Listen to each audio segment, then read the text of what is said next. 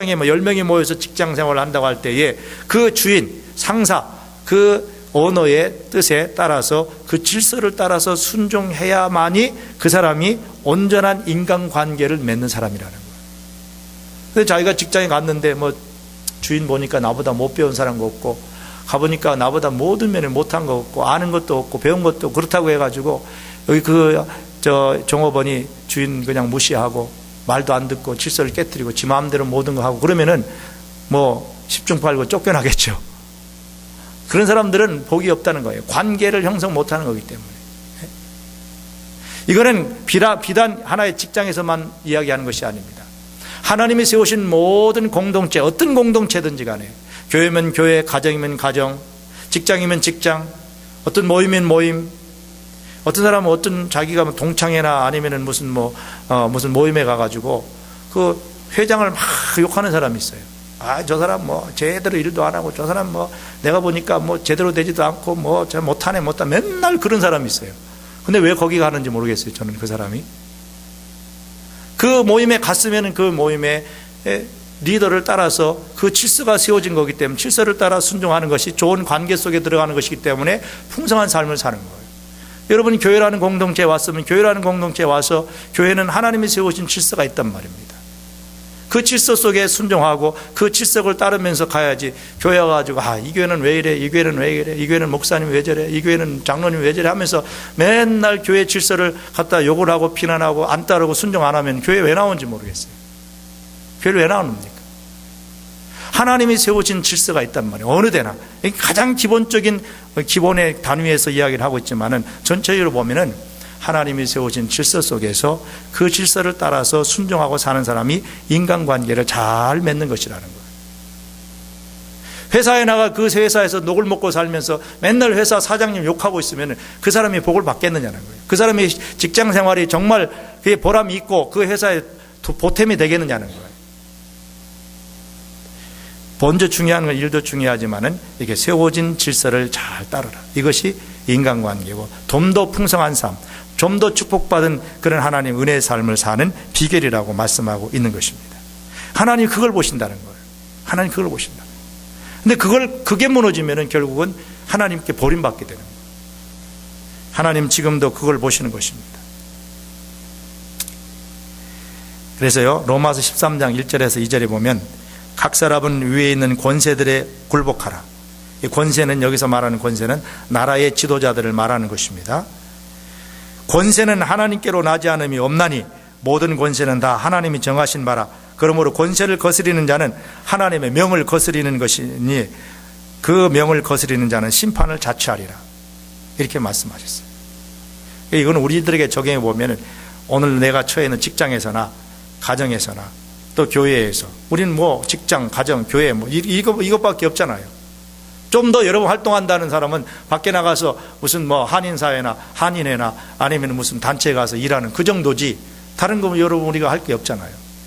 근데 우리가 깨달아야 할 것이 뭐냐?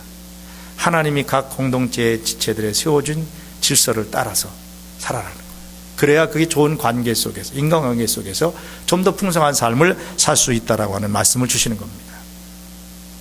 오늘 우리가 이 말씀을 따라서 여러분 어느 공동체에 어떤 자리에 있든지 간에 하나님이 세우신 질서를 잘 지키고 그 질서를 따라서 순종하고 또 함께 좋은 관계를 이뤄가면서 살아가게 될 때에 은혜 위에 은혜가 있다고 그랬어요. 하나님 주신 은혜 위에 그 은혜가 더 임하는 거예요.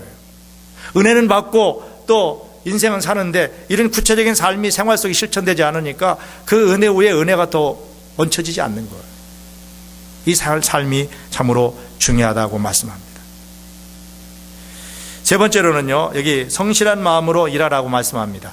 여러분 오늘 말씀 가운데 22절 말씀 보세요. 22절, 종들아 모든 일에 육신의 상전들에게 순종하되 사람을 기쁘게 하는 자와 같이 눈가림만 하지 말고 성실한 마음으로 하라. 무슨 일을 하든지 마음을 다하여 하라. 이렇게 말씀합니다.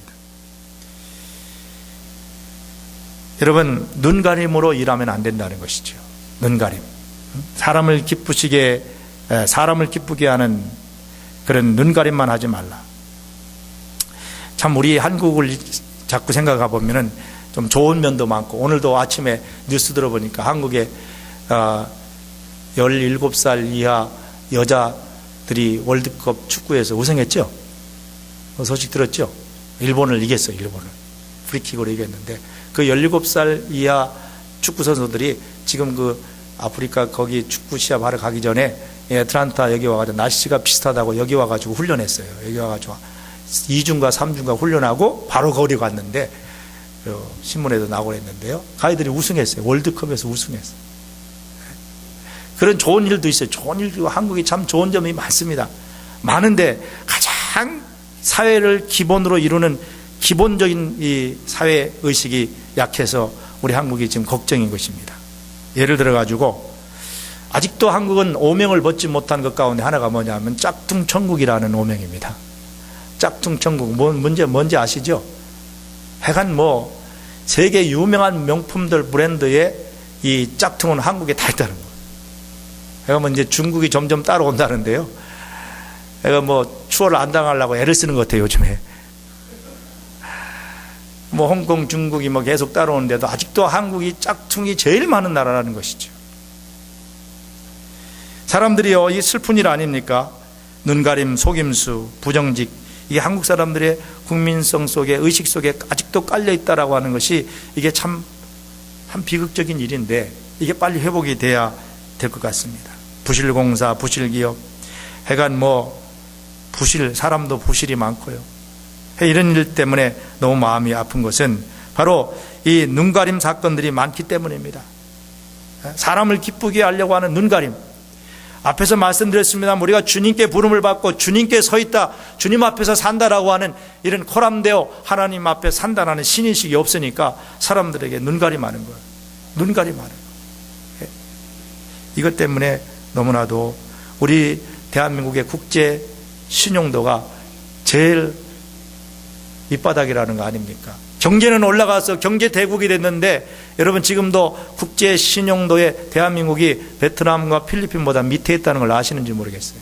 그 사람들을 무시하는 게 아니라 그만큼 오늘 우리가 눈가림만 하는 이런 자세들이, 이런 의식들이 너무 많다는 거예요. 이런 의식을 우리가 버려야 돼요. 이런 의식을 극복해야 합니다. 23절에 마음을 다하라 그랬어요. 마음을 다하여 일을 하면 행복하고 성취감도 있고 자부심이 있습니다. 우리 모든 일에 정말 죽게 하나님 앞에 하듯 죽게 하듯 하고 성실한 마음으로 또 눈가림만 하지 말고 힘을 다해서 최선을 다해서 열심히 살아가야 그 위에 은혜가 더 임한다는 거예요. 이런 부분들에 대해서 새로운 변화와 거듭남이 우리 삶에 있어야 할 것입니다. 위트라는 사람은 이런 이야기를 했습니다. 기쁨은 우리가 최선을 다하는 데서 온다. 비록 우리가 하는 일이 최선의 선택이 아니라고 할지라도, 우리가 원하는 일을 하지 않는 것이라고 할지라도 그 일에 대해서 최선을 다하는 사람에게는 반드시 기쁨이 임하게 될 것이다. 그랬어요. 특별히 우리 그리스도인들은요, 여러분에게 맡겨진 일들이 어떤 일이든 간에 내가 원해서 하든 원하지 않든, 어떤 때는 인생을 살다 보면 꼭 원해서만 하는 일들만 있는 건 아니잖아요. 사명 때문에 원하지 않아도 힘들어도 사명 때문에 그 일을 해야 되는 때가 있어요. 그럴 때 여러분 최선을 다해서 기쁨으로 하세요. 성실한 마음으로 하세요. 그럼 하나님이 그걸 보시고 하나님께서 우리에게 보상을 주시는데, 여러분 사람에게 인정을 받으려고, 사람에게 어떠한 칭찬을 받으려고, 세상에서 어떤 보상을 받으려고 일을 하지 마세요. 오늘 바울사들은 이렇게 이야기합니다. 너희들이 성실한 마음으로 힘을 다해서 눈가림하지 말고 열심히 일하되 바라볼 것은 뭘 바라보느냐 하면은 24절에 유업의 상을 주께 받을 줄 알미라. 주께로부터 상급받을 것만 바라보고 일하라는 거예요. 이런 자세를 가지고 일하라는 겁니다. 사람한테 기대하지 마세요. 사람에게 너무 또 뭐 인정받으려고도 하지 마세요. 우리가 그리스도인들은요, 항상 하나님 앞에서 살아가야 합니다. 하나님께 상급받을 것만 우리가 바라보고 살아가야 할 것입니다. 하나님께서 우리가 오른손이 하는 일을 왼손이 모르게 이름도 없이 빛도 없이 겸손히 주님을 위해서 충성하고 최선을 다할 때에 하나님은 반드시 기억하시고 아름다운 보상을 주십니다. 남이 하지 않는 일, 남이 싫다고